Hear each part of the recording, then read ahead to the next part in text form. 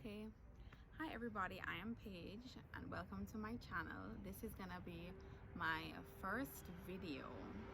Now you're not gonna really see much of me. You're gonna see me in the beginning and possibly at the end of the videos, but I'm not a very on camera type of person, so I'm just gonna be telling you what we're gonna make and then that will be it. So I'm not a conventionally trained chef. Everything I know I have taught myself.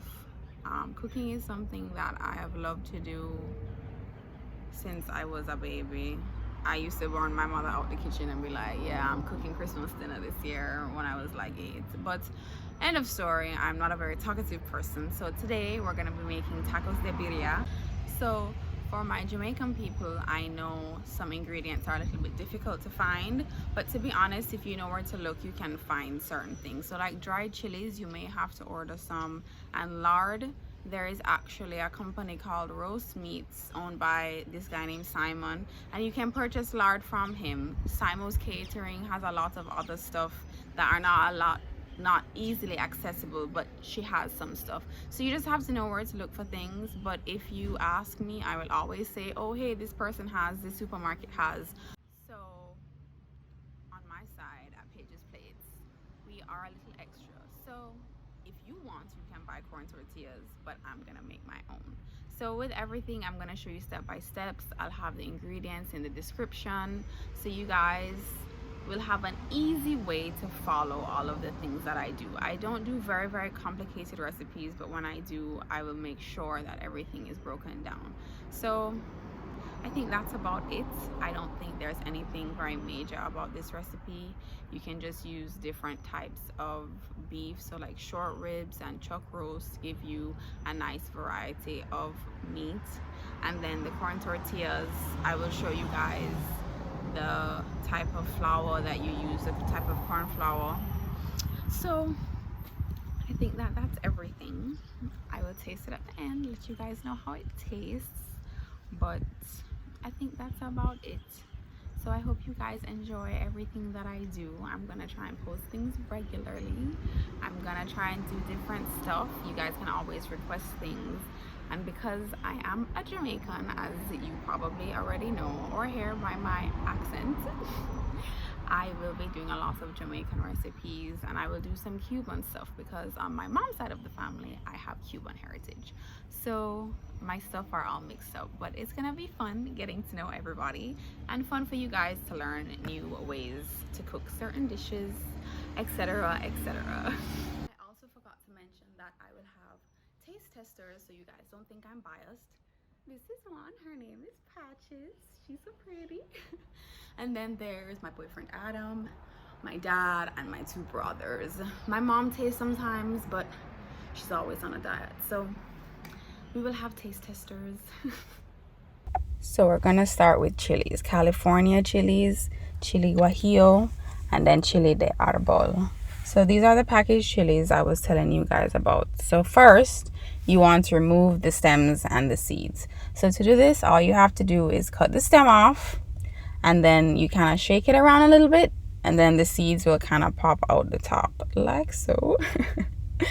So if this is not an easy way for you to do it, what you can do is you can cut the chilies in half. So just remove the seeds, as I had said before, cut them in half if you want to, and cutting it in half is easier because you can pull out the membrane. Now the seeds are not spicy, so it's not like Scotch bonnet where when you touch the seeds your fingers are gonna have pepper on them. But to remove these seeds, it's better to remove them than to leave them, because it can make your salsa or your mix that we're making very bitter. So if you leave a few, it's okay, but it's best to remove as much as possible.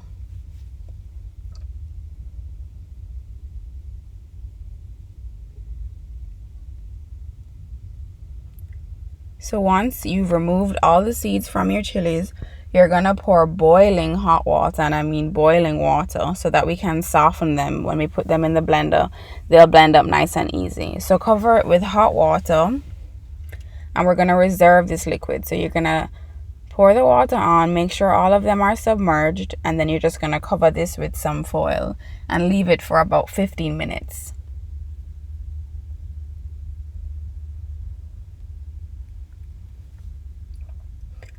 So now on to our meat. We have the short ribs, and then we have chuck roast. For my Jamaican people, if you cannot find chuck roast, you can just use beef stew, but just make sure that they're sizable chunks, and then that should be good for the meat. Now, the two different types of meat offer a nice texture, but because we're putting it in the Instant Pot, we want to make sure to remove as much of the fat as possible. Yes, fat gives a nice flavor, but we don't want to have too much of it in there, because these parts, especially for me, beef fat is not something that I find appetizing. So this little part right here, you want to get rid of it. Now you can score the top for the parts that are left on, so that when you're shredding the meat, it's easier to come off. So we're going to season with some kosher salt and some black pepper. Now you want to season this liberally, because this is the only seasoning so far that we're going to add to it. So we're just going to season it up, and then we're going to sear it. So kosher salt and black pepper. And then you're just going to repeat this and make sure that all of the surface area of the meat, so on both sides, are covered properly.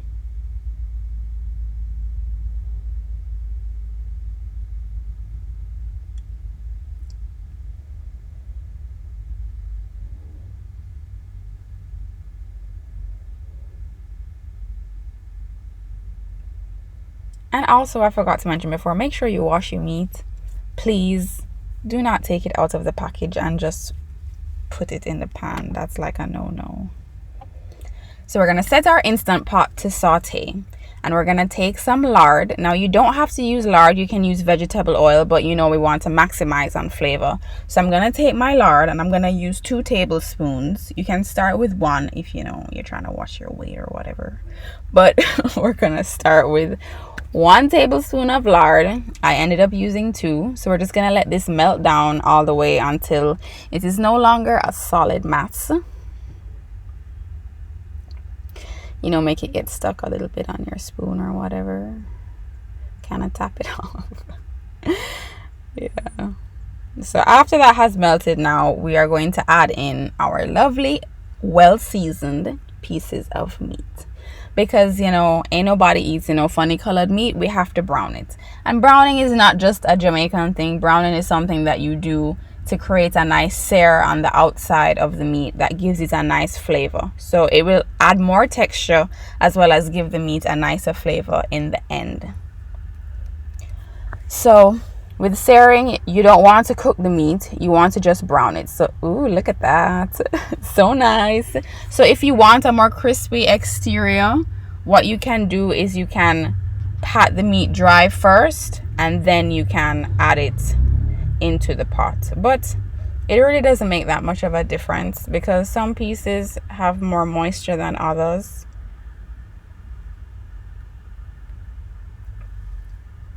But once you've done that on all sides, you can remove it. And then see, look, I didn't pat this piece dry, and look at how nice and crispy it is. And we've only gone like 5 minutes.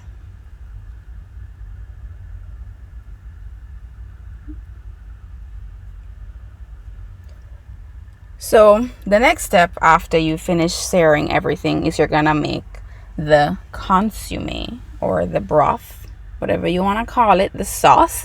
So our chilies have been steeping in the hot water for about 15-20 minutes, and as you can see, they're very, very soft. So we're gonna add all of these to our blender, and remember, we're gonna use some of the water from the chili, so don't throw it away. So you're gonna add a head of garlic, 1 teaspoon of black pepper, half a teaspoon of oregano, or you can do a teaspoon instead of half, then a teaspoon of marjoram and cinnamon, and then 2 teaspoons of cumin, 2 teaspoons of chicken bouillon powder, or however you want to pronounce that, 2 bay leaves, and then you're gonna add 15 ounces of crushed tomatoes. So you can use canned tomatoes if you want a more authentic flavor. You can actually grill or saute the tomatoes yourself and then add them in. And then we're gonna add a 1/4 cup of the liquid from the chilies, and we're gonna blend that up. And then we're gonna get left with a nice pretty sauce that we realized we forgot the onion, so we're gonna fling that in there as well and blend it up.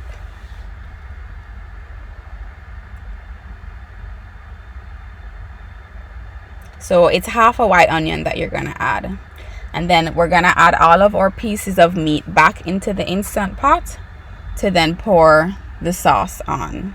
Now for the sauce, you have two options. You can strain it or you can just pour it in as it is.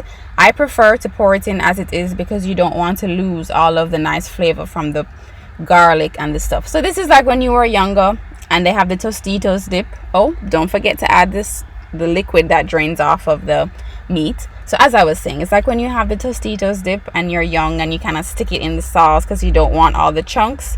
But then when you like finally taste the sauce with the chunks, you realize that that's what life is really about. So I'm gonna show you how it looks when you strain it. Now you do get a very nice fine sauce, but look at all of that. That right there is flavor.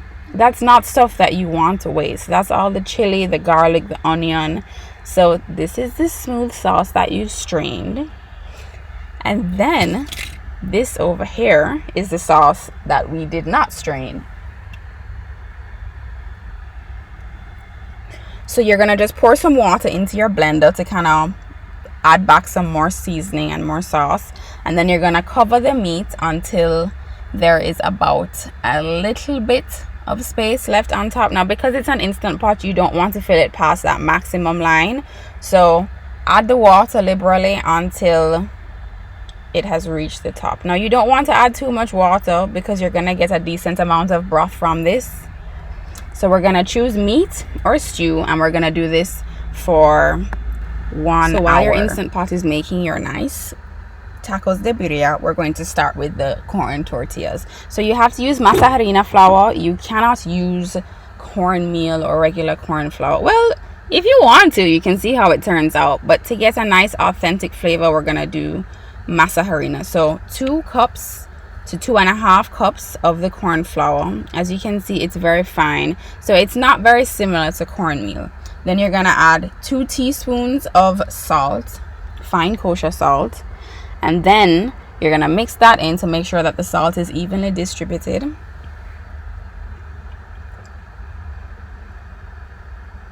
And then you're gonna add 2 teaspoons of lard. Now this is like a big no-no in Mexican culture. Lard is for flour tortillas. Corn tortillas are just the flour, the salt, and the water. But I find that the lard makes the tortillas more pliable because we're gonna fold them, and also it adds a very, very nice flavor. So you don't have to go crazy with the lard. You can just add a teaspoon if you want to, but I ended up adding 3 in the end because I just wanted a nice corn tortilla because lard tastes very good. So you're gonna add in the hot water very slowly until it becomes like Play-Doh. So you know, this is similar to like when you're doing bread making. Yes, there is no yeast, but everything you do is by feel. So you don't want to go and add the whole 2 cups and then it's like, oh crap, now I need more flour, and you're going back and forth like when you make pancake mix and you don't follow the box instructions. So you can use your hand for this. I tried to be all fancy and use my spoon, but then I realized that that did not make any sense. So I use my hand, which is easier. It becomes a nice cohesive dough faster. So you want to do this and pour in the water slowly until you get a nice Play-Doh like dough. So this is Linda, my tortilla press. You know, we're extra over here. You do not have to use a tortilla press. You can just use a little rolling pin, but I want to use Linda. So you're gonna form the dough into balls. Now you're gonna get about 12 to 15 tortillas from this recipe, depending on how big or how small you make them. So I suggest about maybe I don't even know what you would call this, just a small little ball. And then when you've portioned out all of your dough, you're going to take 2 pieces of wax paper and you're going to press it slowly in between your tortilla press, and then heat a nice cast iron pan until it is ripping hot. brush a little bit of oil. You do not want a lot of oil because this will cook on the hot surface alone without oil, but we don't want anything to stick. So we're gonna push down on our tortilla press. So the dough is very tough, so this is gonna take a little bit of pressure, but you don't want to go crazy with it. It will eventually flatten out. As you can see, it pushes out from the sides on the tortilla press eventually. So this process should take you about 20 minutes, and then you can cut up your cilantro and onion, and then by that time the tacos, or the meat for the tacos, will be finished. So here is our beautiful corn tortilla that we are now going to add to a very hot cast iron pan. And we're just going to leave that until some nice bubbles form and the other side is brown and crispy. And we're just going to repeat this with all of our tortillas until we are finished. So as I had mentioned before, the other half of the large white onion, you're gonna chop that up, dice it very, very finely, and then add 2 bunches of cilantro, and this is going to be part of our filling. Now we're making authentic tacos. You can add guacamole, you can add some tomatillo salsa, you can add whatever you want to it. It's preference, but this is what we're adding. So our birria is done, and look at how beautiful it is. You have a lot of consomme, and our meat is extremely tender. Oh my gosh, look at how beautiful. I'm excited. I wish you guys could smell it. So you're gonna take your meat out, and you're gonna do this slowly so you can see how pretty it looks and how mouth-watering it is. It's just so beautiful to look at. Now if you don't eat beef, you can also make this with mutton. I have done it once with mutton, and it's 2 very different flavors. It just depends on what you like. So you're gonna shred the meat up so that you can add it to your tacos. Now you can do this and put it back into the consomme and then add it to the tacos, but it really doesn't matter because you can spoon on the liquid after. So it's whatever you're feeling. Just go with the flow. Cooking is supposed to be fun.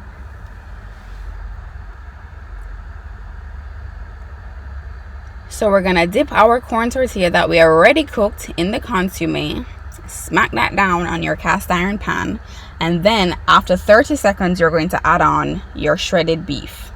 Now I'm gonna turn it a little bit so you guys can see properly. Look at how pretty that is. Then you're gonna add about 1/4 cup of cheese to each taco. Now the cheese that crisps up around the edge is what gives this taco a really amazing taste. Now if you love cheese, you can go crazy with the cheese. By all means, do whatever you feel is right, but we're gonna close it up now, and because the cheese is kind of melty, it will help the tortilla to stay closed. And we're just gonna do 30 seconds for each step. So put it down 30 seconds, add the meat 30 seconds, cheese 30 seconds. You're gonna sprinkle on, hear me sprinkle, you're gonna pour on some of the consomme just to get a little smoke to help the cheese melt faster and to have the tortilla get a little more crispy. And then after that you're gonna flip it over. Now this part is in slow-mo because my gosh, this is just so beautiful and it's gonna taste so amazing. And to be honest, with the Instant Pot, it doesn't have to take long. If you don't have the Instant Pot, you can always do this in your oven or on the stove top. But you know, the quicker sometimes the better. Ain't nobody want to be in the kitchen for 3 hours making dinner. But after you pour on your sauce, that's basically it. We have our tacos, and because we are food stylists, we're gonna plate this up very nicely. Don't do what I did. My taco fell, but I fixed it after. Then we are gonna add on our onion and cilantro. You can also pour on more sauce if you want to, but you know, you have to dip it. And then that is basically it. Thank you so much for watching, guys. So remember to like, share, and subscribe. If you have any questions, you can ask. And I hope you guys have fun in your kitchen. Bye.